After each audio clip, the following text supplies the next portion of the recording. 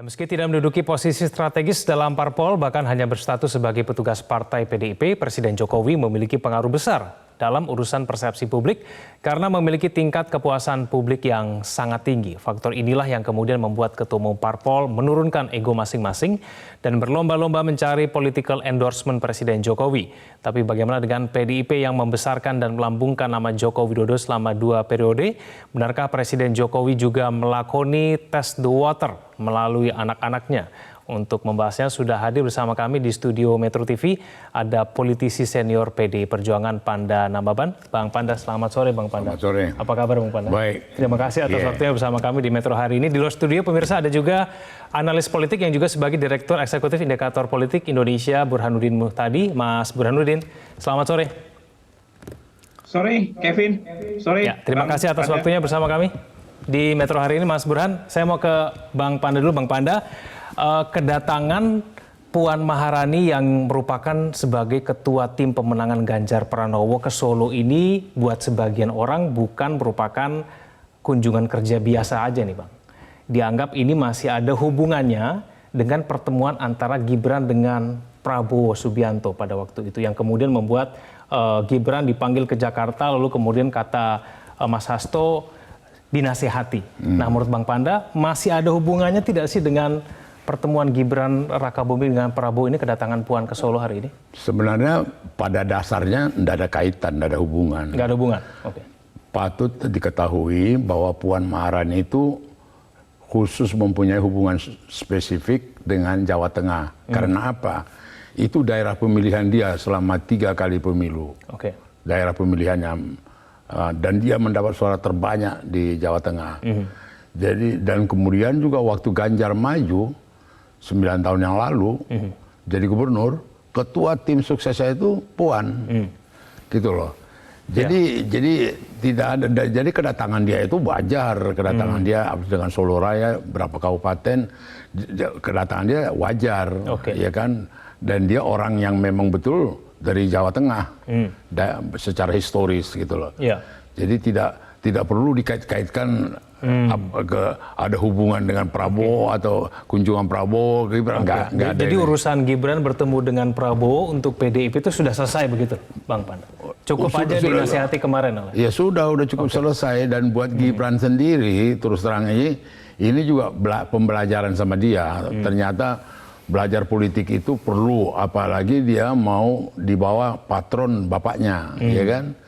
Dia tidak sangka akibat dari reaksi yang timbul, dia terima Prabowo itu sampai begitu besar reaksinya yang justru menjadi counterproduk buat dia.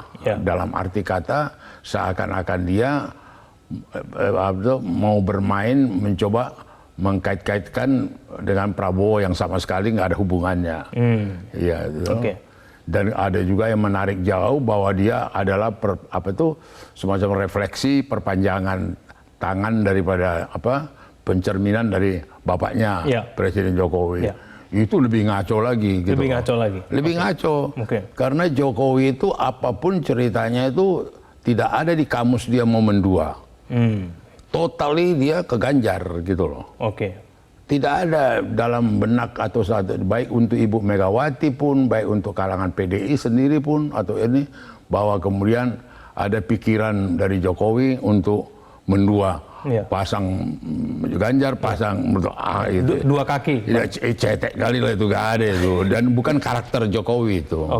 Jadi Jokowi firm ke Ganjar. Ganjar 100% Ganjar. Kenapa saya berani mengatakan gitu? 2 tahun yang lalu saya sudah diskusi mendalam, panjang dan segala macam kemungkinan terhadap tampilnya Ganjar dengan Jokowi. Sudah diskusi saya dengan beliau. Dan dia sudah mencurahkan pikirannya, perhatiannya dan apanya kepada saya. Kenapa dia pilih Ganjar? Itu loh. Jadi kemudian sekarang ini datang cerita dia mendua, dia mengapakan ini, aduh, itu mimpi di siang bolong lah, gitu loh. Mimpi di siang bolong. Saya ke Mas Burhan. Mas Burhan, dari bacaan politik Anda seperti apa? Apakah memang masih terlihat Pak Jokowi ini memberikan dukungan juga kepada Prabowo Subianto, Mas Burhan? Ya begini ya, kalau melihat Pak Jokowi kan bukan semata-mata sebagai kader PD Perjuangan, apalagi sebagai presiden yang mengepalai partai-partai pendukung pemerintah. Pak Jokowi tidak imun dari kepentingan subjektif dirinya terkait dengan 2024 dan setelahnya. Nah, pada titik ini, kalau misalnya Presiden Jokowi fokus untuk memenangkan Ganjar, seharusnya beliau bisa mendorong relawan Projo yang melakukan musyawarah rakyat untuk memutuskan satu nama, yaitu Ganjar Pranowo. Tetapi yang terjadi dalam acara musrah kemarin muncul 3 nama. Bahkan konon Prabowo Subianto suaranya sedikit di atas Ganjar Pranowo dalam musyawarah rakyat yang dihelat oleh relawan Jokowi di 38 provinsi. Nah, pada saat yang sama dalam pernyataan atau pidato Presiden Jokowi di acara musrah, beliau juga banyak memberikan sinyal atau kode yang bisa ditafsirkan seolah-olah Presiden Jokowi belum firm ke Ganjar Pranowo. Nah, pada titik ini sepertinya kita tidak bisa menyalahkan spekulasi yang berkaitan dengan posisi Presiden Jokowi yang put eggs in some basket, bukan hanya di satu nama.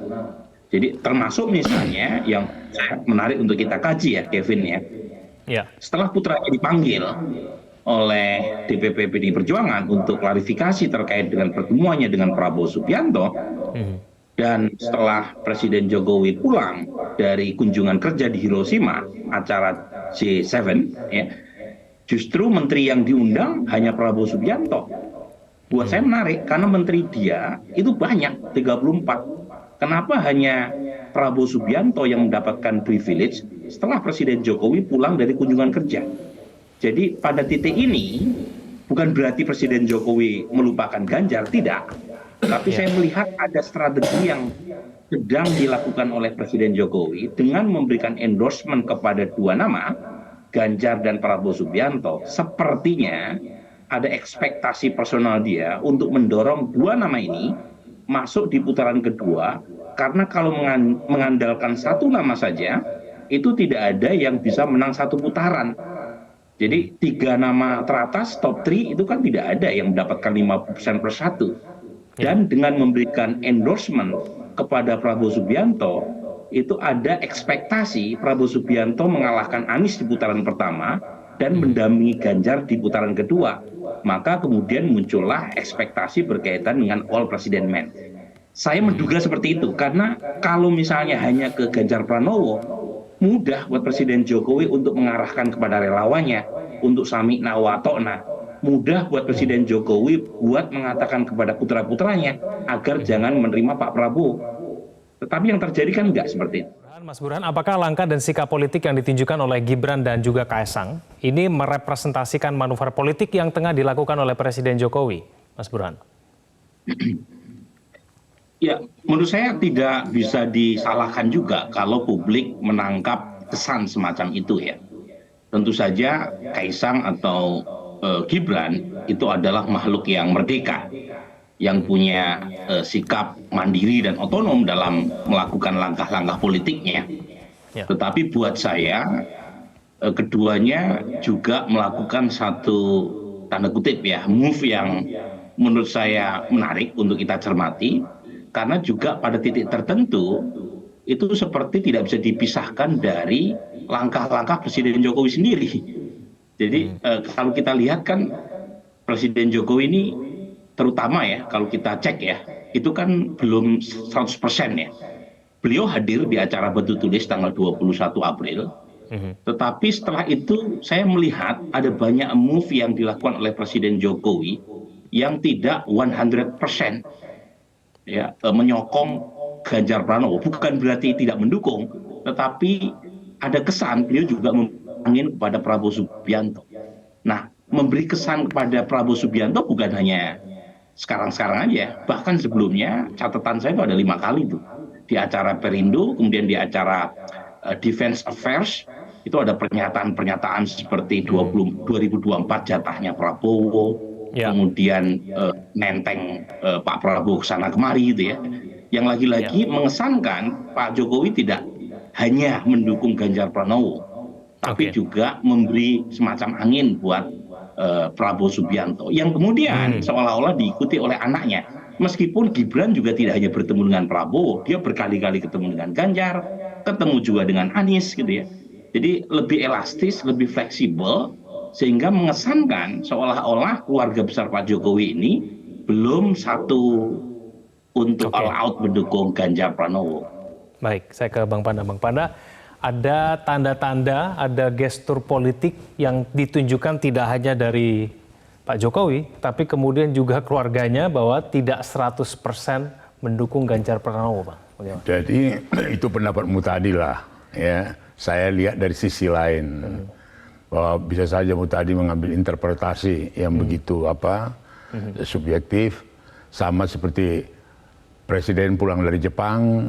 Kemudian ke Jakarta, terus ketemu dengan Prabowo. Bisa saja karena masalah pertahanan, alutsista dengan Jepang langsung dipanggil, bukan karena kemudian memberikan dukungan kepada Prabowo. Untuk itu maksud aku, jangan salah kaprah. Satu, kedua, kalau saya lihat terus terang cantik ini mainnya Jokowi. Dia beli permainan, dia coba test the water, kemudian dia lihat kayak apa, dan kemudian artinya ya kalau saya lihat ya dia nikmati ini, dalam arti kata kenapa saya bilang dia nikmati, karena menurut keyakinan saya tidak ada 1 milimeter pun loyalitas daripada Jokowi terhadap Ibu Mega, terhadap partai, dan juga dalam mendukung Ganjar. 1 milimeter pun saya tidak lihat, gitu loh. Cantik aja main-main dia ini, dikasih angin-angin, dikasih apa, dimain-main hanyut-hanyut, gitu loh. Ya bodohnya yang mau, gitu loh. Jadi kalaupun JK mengatakan terlampau jauh, Jokowi main dua kaki atau apa, mengintervensi, lupa JK. Tidak ada dinikmati oleh Megawati maupun SBY segala macam, ketua-ketua partai menyerahkan diri ke dia. Ini menyerahkan diri ke Jokowi. Tergantung Bapak Presiden. Kalau setuju saya maju, kalau tidak setuju saya tidak maju. Itu nggak pernah dinikmati SBY sama ini gitu loh. Tapi kemudian diinterpretasikan setelah ditanggapi, direspon oleh Jokowi, dianggap Jokowi main gitu loh. Jadi ada inisiatif dari ketua partai politik yang datang ke Jokowi. Iya dong, itu terjadi, gitu loh. Itu terjadi. Artinya Prabowo sendiri cerita ke saya maju kalau ada izin dari Jokowi. Kalau Presiden setuju saya maju, gitu loh. Gitu. Jadi dalam play permainan ini naif kalau kita kemudian melihat Jokowi main kaki dua, kemudian Jokowi mengapakan Ganjar sama Prabowo, sama sekali nggak masuk di akal. Rakyat sudah paham itu, gitu loh. Tapi kan Bang Panda, ini hubungan antara Jokowi dan Prabowo ini kan cukup lama, Bang, ya. Ini kan ada rivalitas politik ketika dulu mencalonkan sebagai calon presiden. Tapi kemudian Pak Prabowo berhubungan mesra dengan Pak Jokowi. Ada rahasia apa nih, Bang Panda, sehingga kemudian kalau soal cerita mesra, dia mesra kali sama Basuki, PUPR. Paling mesra. Menteri PU apa kita itu, kalau soal istilah mesra, gitu loh. Kalau dianggap dalam kemesraan yang itu. Dan kemudian jangan lupa, maka itu saya melihat apa yang dikatakan Hasim waktu buka rekening Jokowi, waktu DKI gubernur pendaftaran 1 miliar, 2 miliar. Apa yang diberikan oleh Presiden Jokowi sekarang kepada Prabowo tidak bisa dinilai. Lebih ratusan miliar segala macam dalam nilai, artinya tidak bisa dinilai dengan uang. Bayangkan dari mulai 1999, 98, tidak pernah dalam kekuasaan sampai 2019. Nggak pernah dia mendapat protokoler, pengawalan, ajudan, kemudian orang inti, rapat istana, privilege ini, jenderal-jenderal semua hormat ke dia. Nggak ada. Jadi janganlah ada orang mengklaim kemudian kami yang membantu Jokowi, kami yang membawa Jokowi. Udah impas itu. Dengan apa yang dinikmatinya sekarang itu, gitu loh. Rakyat juga bisa ngerti itu. Udah apapun cerita, kalau mau dibilang berutang budi atau dikatakan menerima kebaikan, Prabowo menikmati itu semua dari Jokowi. Berarti hubungan yang ditunjukkan kepada media Pak Jokowi dengan Prabowo begitu erat, itu semua hubungan hanya profesional antara Presiden dan Menteri Pertahanan? Bukan profesional, ya itulah stylenya Jokowi. Ya kan dia style Jokowi, ya itu. Bawaan badannya ya begitu gitu loh. Jadi bukan kemudian dia jadi player, main apa begitu, enggak. Kemudian dia diragukan loyalitasnya sehingga dia sekarang bukan lagi ke Ganjar. Tapi bagaimana mungkin mengumumkan di batu tulis Mega didampingi Jokowi sama ada Ganjar kok? Ya kan? Nggak mungkin dikhianatin ini gitu loh. Saya hakul yakin itu tidak akan dilakukan oleh Jokowi. Sampai nanti 2024 dia akan tetap loyal. Gitu loh. Karena itu komitmen dia dalam track record Jokowi tidak ada berkhianat. Bukan bakat dia gitu loh. Jadi itu biar rakyat yakin, hakul yakin bahwa dia tetap tegak lurus membantu Ganjar. Gitu. Baik. Saya kembali ke Mas Burhan sebelum jeda. Mas Burhan, melihat mengenai dinamika politik yang terjadi pada saat ini, kemudian ada pertemuan antara Gibran dengan Prabowo, seberapa besar sih kemudian pertemuan-pertemuan seperti ini merugikan PDIP menurut Anda? Pertama sebelum jawab pertanyaan Kevin tadi ya, saya setuju bahwa posisi sekarang itu menempatkan Jokowi sebagai center of attraction. Dia menjadi magnet, dan bukan hanya Pak Jokowi secara pribadi tapi juga putranya. Jadi ini yang membedakan dengan sebelumnya di mana presiden yang berkuasa yang tidak bisa maju lagi di periode ketiga itu sangat menentukan secara elektoral maupun secara politis bagi proses pemilihan capres-cawapres di pemilu berikutnya. Nah yang kedua, kalau pertanyaan tadi seberapa merugikan, nah ini saya basisnya data ya. Jadi pendukung Presiden Jokowi itu 55,5% di 2019, sementara pemilih PD Perjuangan 19,4%. Artinya pemilih Pak Jokowi itu lebih banyak ketimbang yang memilih PD Perjuangan. Nah kalau misalnya kita tanya di survei bulan April 2023 misalnya, memilih Pak Jokowi yang memilih Ganjar Pranowo itu 37%, masih paling banyak pemilih Pak Jokowi 2019 yang memilih Ganjar sebagai presiden. Tetapi trennya turun dibanding survei-survei sebelumnya. Bulan Februari itu 47% yang memilih Ganjar, tinggal 37% di bulan April. Yang memilih Prabowo Subianto itu awalnya 13% di bulan Februari, data bulan April 2023 naik jadi 24,7%. Ada tren kenaikan, tetapi masih kalah lebih banyak pemilih Pak Jokowi yang memilih Ganjar Pranowo. Apa poin saya? Pendukung Pak Jokowi yang mulai melirik Prabowo, terutama mereka yang memilih Pak Jokowi tetapi bukan basis PDIP. Jadi basis PDIP masih loyal memilih Ganjar Pranowo. Tetapi jangan lupa, pendukung Pak Jokowi bukan hanya mereka yang mencoblos PDIP. Nah itu fakta yang pertama. Yang berikutnya, seberapa merugikan. Nah sekarang kalau kita lihat data, head to head, Prabowo udah unggul melawan Ganjar Pranowo. Survei Kompas terakhir misalnya, maupun survei-survei seperti LSI, maupun survei Indikator Politik Indonesia. Nah artinya, kalau misalnya ini berlangsung sampai putaran kedua, di mana Ganjar lolos bersama Prabowo Subianto, itu kemungkinan besar suara pendukung Pak Jokowi terbelah, sementara basis pemilih Prabowo 2019 yang sebagian mungkin memilih Anies di putaran pertama, itu mungkin akan lari ke Pak Prabowo. Artinya dia relatif solid di basisnya sendiri berdasarkan Pilpres 2019, dan saat yang sama mencuri pendukung pemilih Pak Jokowi 2019 sehingga tidak didominasi ke Ganjar. Artinya jangka panjang ini jelas kabar buruk buat Ganjar Pranowo. Bang Panda, kalau kita berbicara mengenai karakter dan watak dari Presiden Joko Widodo dalam berpolitik itu sebetulnya seperti apa sih Bang Panda kalau misalnya memang dia tidak bermain dua kaki? Nah itu bagaimana Pak? Dan itu hilangkan dulu itu dari kamusmu, itu dua kaki, bukan tipe dia. Kalau dia bermain, saya pikir dia betul-betul sebagai negarawan, menetralisir, jangan ada permusuhan. Dia merangkul kekuatan-kekuatan yang ini, dan dia betul-betul menciptakan bagaimana rasa persatuan dan kesatuan. Dan kemudian dia terus terang dan sudah terbukti dalam kendalinya. Itu yang sering saya katakan, musuh-musuh politiknya bisa dia taklukkan tanpa mempunyai jagoan-jagoan dia seperti Soeharto dulu, punya Benny Murdani, punya Sudomo, punya Yoga Sugama.